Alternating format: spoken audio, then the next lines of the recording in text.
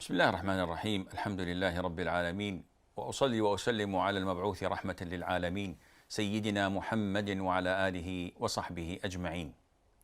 On the authority of Abdullah ibn Busr, may Allah be pleased with him, that a man said to the Prophet عليه الصلاة والسلام. وعن عبد الله بن بصر رضي الله عنه أن رجلاً قال: يا رسول الله، إن شرائع الإسلام قد كثرت علي، فأخبرني بشيء أتشبث به. قال: لا يزال لسانك رطباً من ذكر الله. O Prophet of Allah, the rights of Islam are much for me. So tell me of something that I might hold fast to. What does it mean that the rights of Islam are much for him? He doesn't want to pray? No. The man is referring to voluntary acts like night prayer, fasting, voluntary fast, giving charity. He knows the pillars of Islam and there is no compromise in any of that.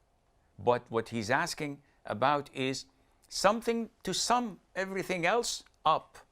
So the Prophet said, alayhi salatu wassalam, let not your tongue cease from the remembrance of Allah. Now this is the English translation. In Arabic, let your tongue be moist with the remembrance of Allah. And this is much more beautiful. Though maybe the English speakers would not say moist. It's always moist. There's saliva in it. So, no, what was meant is that when you make dhikr, this is making your tongue moist.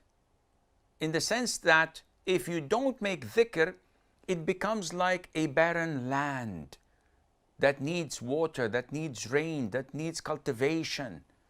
But when you have your tongue moist by the dhikr of Allah, and how is that possible? There's no problem in that. I remember when I used to talk to Sheikh bin Baz like 30 years plus ago on the phone, he had 2 landlines. So when his assistant picked up the first line and the Sheikh was answering a caller, the second line rang, he picked it up, the assistant, and he says, hold on for a second. I used to hear the Sheikh answering the call, and after he hangs up, by the time the assistant gives him the second headset, I can hear the Sheikh saying, Wallahi, all the time, this is not once, every single time. He said, Subhanallah, Astaghfirullah, Allah Akbar, La ilaha illallah. Yeah, Sheikh, you just finished the caller and now you're taking another caller. But he's always 24/7 remembering Allah.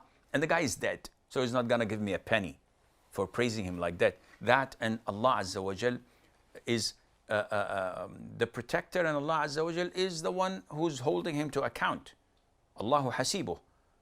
But this shows you how when dhikr becomes in your blood, when your tongue becomes moist with the remembrance of Allah Azza wa Jal, you would be a different person.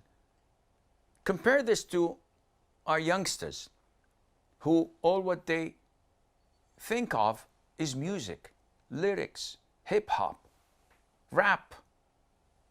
And I've seen some of the youngsters memorizing rap songs and repeating the lyrics. And if you ask them, can you recite Ayatul Kursi for me? Say, huh? They would not be able to do this. So this is one of the downfalls that we have to look after, inshaAllah Azza wa Jal. Now, the following hadith, the Prophet says, alayhi salatu wasalam, وقال صلى الله عليه وسلم: من قرأ حرفاً من كتاب الله فله به حسنة، والحسنة بعشر أمثالها، لا أقول ألف لام ميم حرف، ولكن ألف حرف ولام حرف وميم حرف. The Prophet says, alayhi salatu wasalam, whoever recites a letter of Allah's book has for it a merit, and 10 more like it. Not to say that alif, lam, mim are one letter, but rather alif is a letter, lam is a letter, and mim is a letter. Now, this hadith shows you the abundance of Allah's great rewards for remembering Allah, specifically for reciting the Quran. The Prophet tells us that Allah Azza wa Jal rewards those whoever do such a thing, that with each letter Allah gives them one good deed, one hasana. And this hasana is multiplied tenfolds. And another hadith up to 700 folds, and another hadith up to whatever Allah pleases Azza wa Jal. So just so that there won't be any confusion, the Prophet ﷺ elaborated. He said, watch out. I don't say Alif Lam Mim, which is the beginning of like Surah Al-Baqarah, for example, is one letter. Alif is a single letter, Lam is a single letter, Mim is a single letter, which means that this is literal, that Allah Azza wa Jal gives reward without any account for those who remember Him, for those who read the Quran. And of course we know that the Quran is the word of Allah the Almighty, which is not created, and that it is made of letters and sounds that we hear and that we recite. And it also shows you how great the reward of Allah Azza wa Jal is.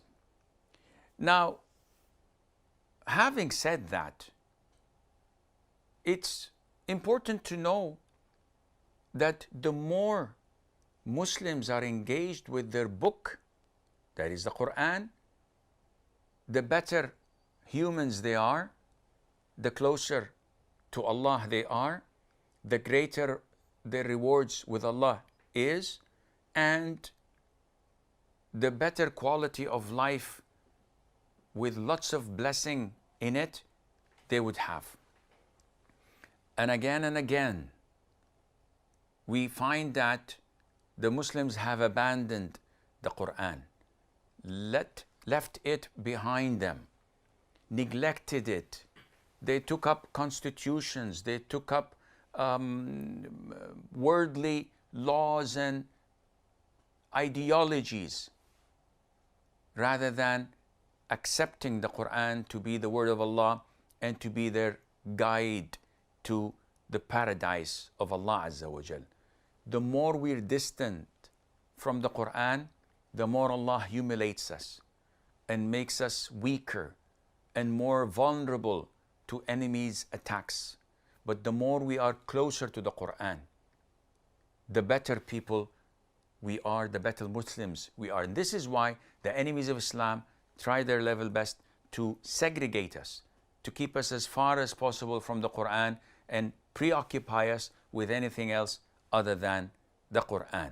I pray to Allah that He makes the Quran the spring of our hearts and to expand our chest with it, and He is capable of doing that. Ameen. With this, we come to the conclusion of today's episode. Until we meet next time, I leave you fi amanillah. Wassalamu alaikum wa rahmatullahi wa barakatuh. صلى الله على محمد صلى الله على محمد صلى الله عليه وسلم